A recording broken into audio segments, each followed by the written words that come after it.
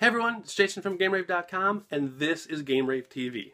Alright guys, with the 20th anniversary projects all wrapped up and the 27-letter legacy all wrapped up, there's actually one more series that we started a while ago that we can now finish up, and that was the Where Are They Now 20th anniversary edition.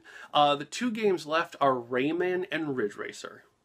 Rayman was one of the games for the launch library that kind of was like stuck in the past, so to speak, and that was where you had games like Ridge Racer and Toshinden and ESPN Extreme games all going for that 3D vibe and leaping to the future. Rayman was still two-dimensional, just like Mario and Sonic were. And while some people kind of shied away from this because it wasn't next gen at the time, Rayman to this day is still one of the greatest games available for the PlayStation, as well as the Saturn and other systems. Now, while Rayman was an amazing game, it really didn't take off during the PlayStation's lifetime. Obviously, it did get a sequel, Rayman 2, and it did have two children's themed games with it, Rayman Rush and Rayman Brain Games. But it wasn't really until the PlayStation 2, when the PS2 version of Rayman 2 came out, that you saw the character and his fellow characters in the game take off. Since this is Where Are They Now, if you haven't been paying attention, in the last 5 to 7 years, the Rayman Raving Rabbids, who are essentially the minions of the Rayman world, only more wacky and kind of cuter, I guess, in a diabolical way, are now the new stars of the series. Sadly, it seems Rayman's kind of been left behind, which may eventually turn around since the Rayman Raving Rabbids fame more or less disappeared with the Wii. Their games on the Kinect and the PlayStation 3 really didn't go anywhere. Hopefully with the next-gen consoles and the re-release of like Rayman Origins and Rayman Legends, you will see a true Rayman game come through. I would love to see a 3D Rayman again, like a Rayman 2 was. I love the Legends and Origins, but it's time for him to come 3D again, just like Mario did with Mario 3D World on the Wii U. And then there's Ridge Racer, the last game to talk about from the PlayStation launch. Ridge Racer was always my baby when that system came out. I mean, granted I played Street Fighter Alpha to death and what have you, but Ridge Racer was always my baby. I loved that game series, and there was just something about a racing game where doing 90 around a corner for the entire track was just an amazing experience. With Ridge Racer, besides from a fanboy perspective, it also hit a couple milestones right out of the gate. It was one of the few games where the entire game was loaded into RAM. Like, if you load Ridge Racer 1, you could literally pop the lid, throw in a music CD, close the lid, and the whole game will play with substituting the music CDs into the various tracks in the game. It had a great life on the original PlayStation. Ridge Racer Revolution was more or less a championship edition of Ridge Racer. Rage Racer took the series into a different direction, and I really wish they'd make a sequel to that.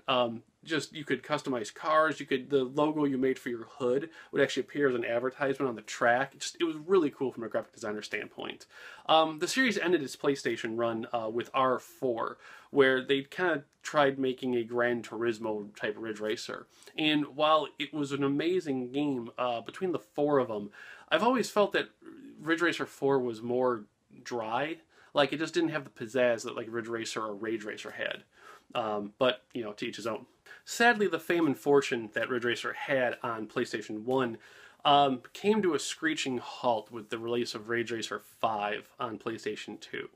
And it's not so much because of the quality per se, even though Ridge Racer 5 is notorious as the Lego version of Ridge Racer because of all the pixelation and so forth.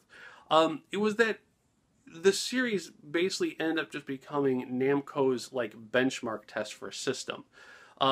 Ridge Racer 5 was basically just the launch game for PlayStation 2. Ridge Racer 6 and 7, which was, well, Ridge Racer 6 was just the launch game for Xbox 360. Ridge Racer 7, which was just Ridge Racer 6 with more stuff, was a launch game for PS3, and so forth. Outside of Ridge Racer 64 and the Unbounded, there really hasn't been a true Ridge Racer game in over two decades, basically. And as a person who's been here for all of gaming, and I can say that literally, I mean, like from Pong and Space War to PlayStation 4, I've seen it all. And it's becoming frighteningly apparent that a lot of our legacy series are just losing their way and just disappearing into the ether. Like, I don't know if we'll ever see Mega Man ever again, at least a new true Mega Man game ever again from Capcom. And God knows what Konami's going to do with Metal Gear now that Hideo Kojima is gone. But Ridge Racer was always the one that you could come to like expect on the systems, even if it was just a launch day title. And when Ridge Racer wasn't announced for PlayStation 4 and Xbox One for that matter, or even Wii U, I knew something was up.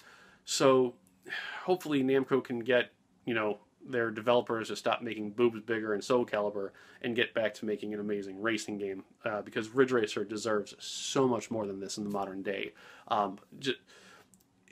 Ridge Racer 1 on an Oculus Rift, just from the speed sensation, would be vomit-inducing amazing, and I would play it every second with a barf bag in hand. God, I miss the PS1 days. That being said, just from a collector standpoint, most of Ridge Racer and Rayman's versions are pretty readily available.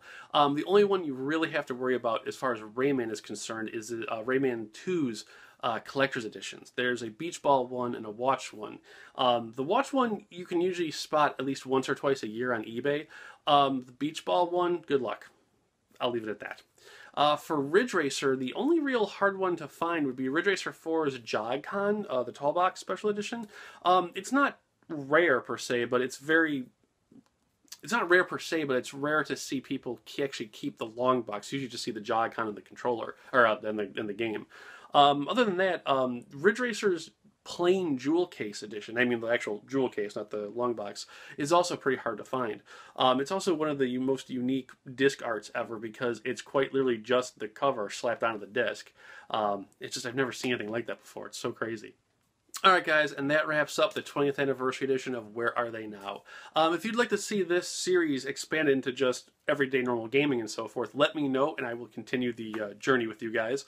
Otherwise, we have the 27-letter lament looking forward to, and God knows what else. We'll see you guys next week. Have a great weekend, guys. Take care.